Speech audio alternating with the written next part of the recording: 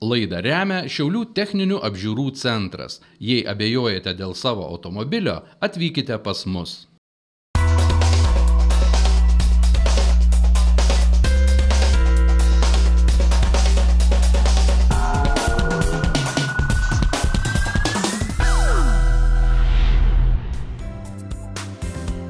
Bėgimas už blaivią ir sveiką Lietuvą nėra naujiena, idėja greitai plinta. Tik 2 metai, o norinčių dalyvauti vis daugėja. Prisijungia ir maži miesteliai, kuriuose yra jaunų kultūringų žmonių nevartojančių alkoholio arba turi šeimoje problemiškų geriančių giminaičių. Šiauliuose organizuoti bėgimą ėmėsi jauna šeima, kuri gyvenimo tikslą mato blaiviame gyvenime ir kitokioje mityboje. Simboliška jų pavardė Gulbinai. Donatas ir Laimutė su mažamečiais vaikais, seneliais, pažįstamais kiekvieną mėnesį 1 penktadienį renkasi 18 val. Prie Šiaulių dailės galerijos ir nuėję iki Šiaulių viešbučio grįžta į startą. Kartu su būriu entuziastų ir Šiaulių sveikatos biuras. Bėgimo dalyvius palaimino Šiaulių vyskupas Eugenijus Bartulis.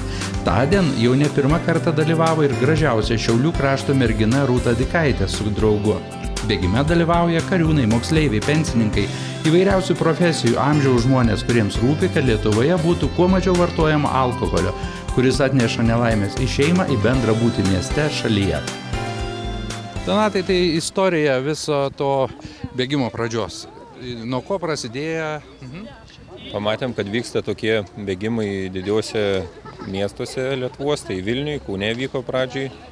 Ir keletą mėnesių vis vyko, o Šiauliuose niekas nedarė ir pagalvojom su žmona, kad galėtų jie vykti ir Šiauliuose.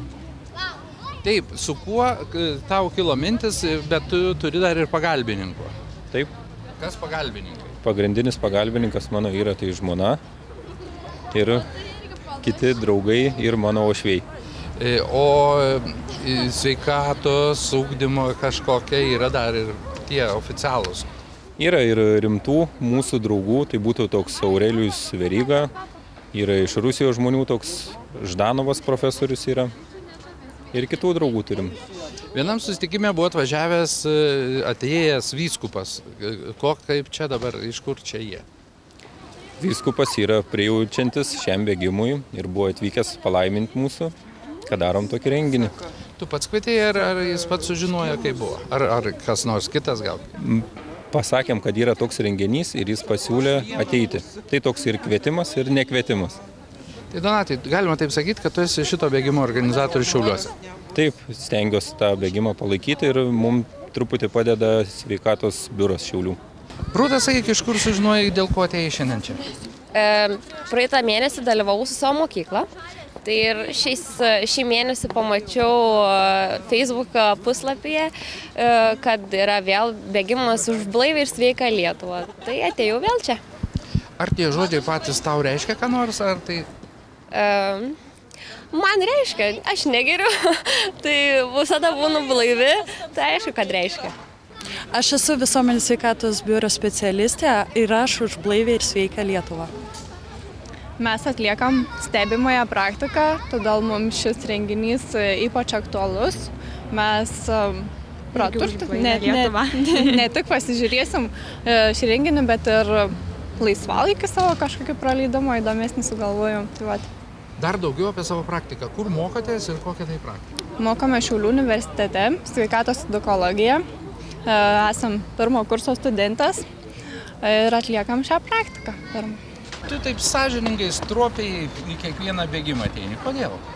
Na, todėl, kad pati idėja gražiai atrodo, aš jau seniai domėjausi tą idėją, kai jos prasidėjo dar kitose miestuose, Vilniuje, Kaune, na ir žiūrėjau, ar Šiauliuose vyksta kažkas panašaus, na ir kai sužinojau, į pirmą bėgimą neatvykau, nes buvo sesija, na, o kitą mėnesį jau atvykau ir galvoju, reikia tradicijų laikytis, jeigu jau pradedi kažką daryti.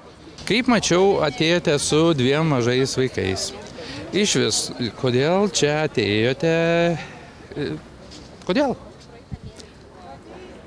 Jau keletą metų gyvenam tokį sveikesnį gyvenimo būdą ir automatiškai keičiasi ir aplinka, žmonės, su kuriais bendrauja ir pamatėm internetinėje erdvėje, kad vyksta tokie dalykai.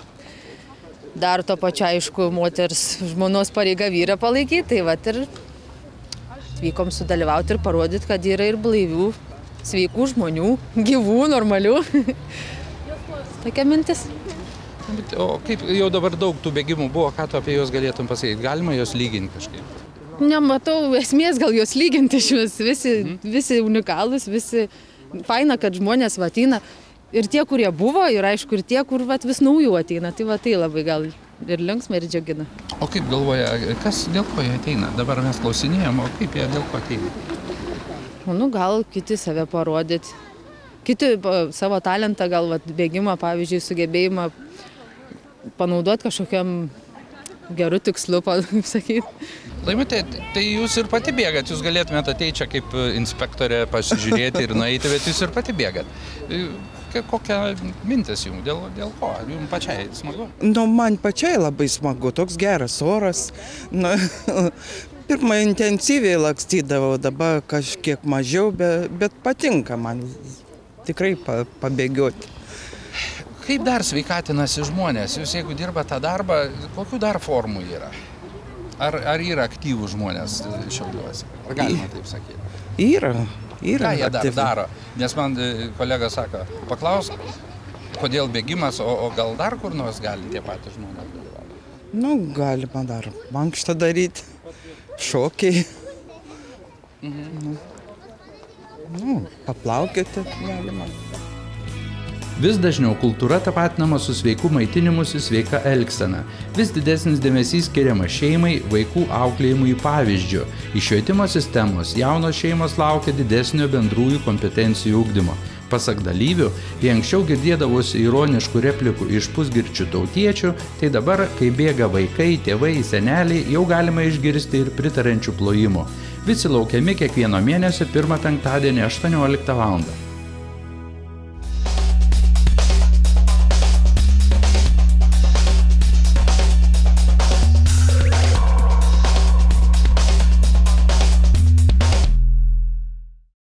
Laidą remia Šiaulių techninių apžiūrų centras. Jei abejojate dėl savo automobilio, atvykite pas mus.